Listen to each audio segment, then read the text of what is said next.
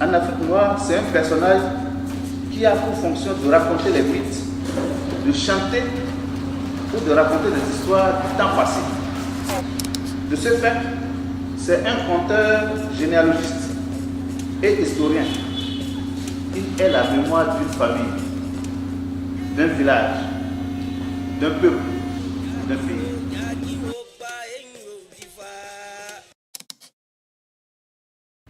À l'Institut français de Parakou se tient une conférence sur le rôle des griots dans le maintien de la paix. C'est cette conférence qui ouvre le Festival des arts griotiques au Bénin. Il occupe une place très importante dans la société africaine traditionnelle. Son rôle est primordial et incontournable dans la connaissance de l'histoire africaine à travers la tradition orale, qui est d'ailleurs une des plus importantes sources de l'histoire écrite. Sa connaissance de l'arbre généalogique et son art de parler et de chanter l'éloge de quelqu'un font de lui quelqu'un de très influent dans la prise de décision au sein de la société.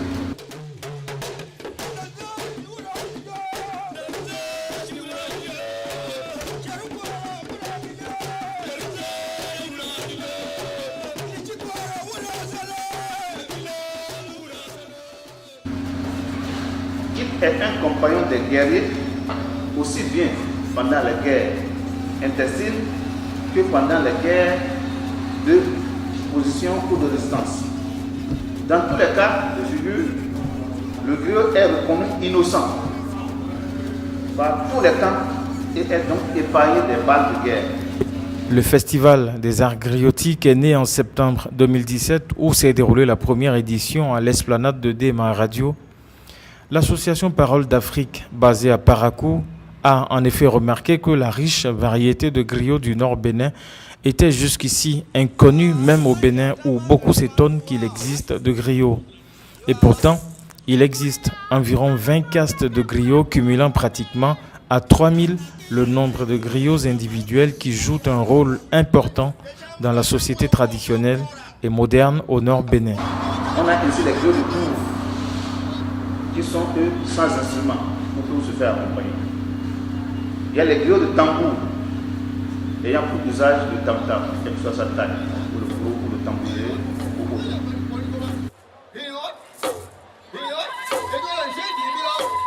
Et les griots de guitare qui ont pour usage la guitare, ça peut être multicorde ou monocorde.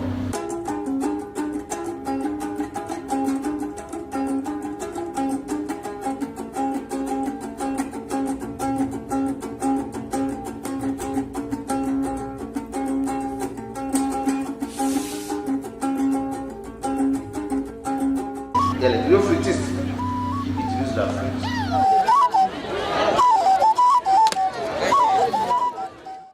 Et les griots courtisans qui sont de roturiers, n'ayant pour usage que l'éventail ou leurs mains.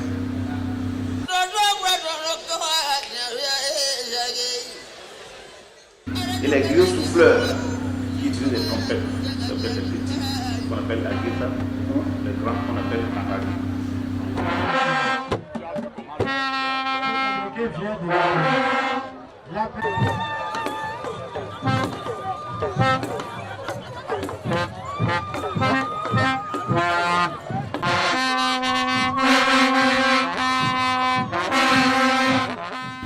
Et les griots de jeunes féminines qui ont pour instrument soit le foussa selon le temps que ce soit les guérébo ou le vocal selon que ce soit les bouddha.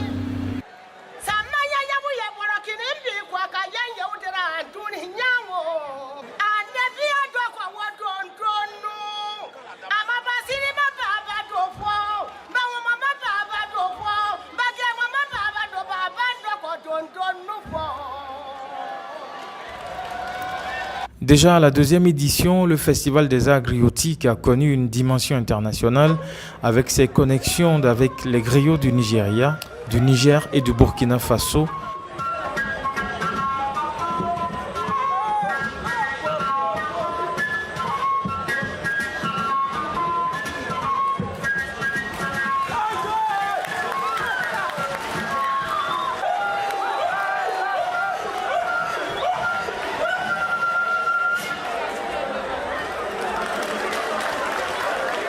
ainsi qu'un groupe de conteurs de la Belgique. On a marché puis on est arrivé à Parakou. On est arrivé à Parakou. On est arrivé à Parakou. Parakou. Et on est arrivé dans un festival. Ici, dans une grande clairière. Une grande clairière qui tente de dégager de la clarté. Où on réfléchit. Bon, et on est même allé jusqu'à Niki. On est allé à Niki. C'est-à-dire on est rentré dans une cour impériale. Avec Kaido, qui a joué de la flûte à l'empereur de Niki. On s'est incliné, on l'a salué. On l'a salué. Tous les rois étaient là. On a vu la reine mère. Elle s'endormait. Elle s'endormait. En plus de la conférence inaugurale et de la scène de 2 jours, les festivaliers ont le privilège d'aller prendre la bénédiction de l'empereur des Batombour à Niki et de recevoir une formation de ses griots.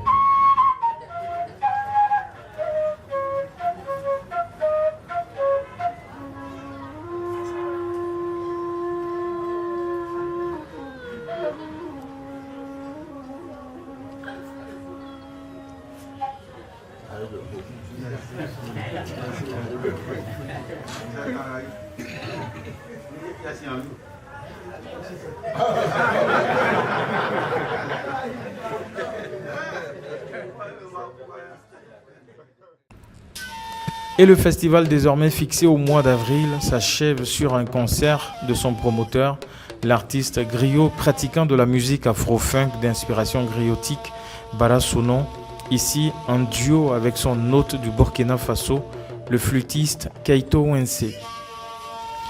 Des spectacles qui rassemblent environ 2000 spectateurs sur l'esplanade de Dema Radio à Parakou, la capitale du Nord Bénin, et qui sont retransmis en direct sur la radio et sur sa page Facebook en vidéo.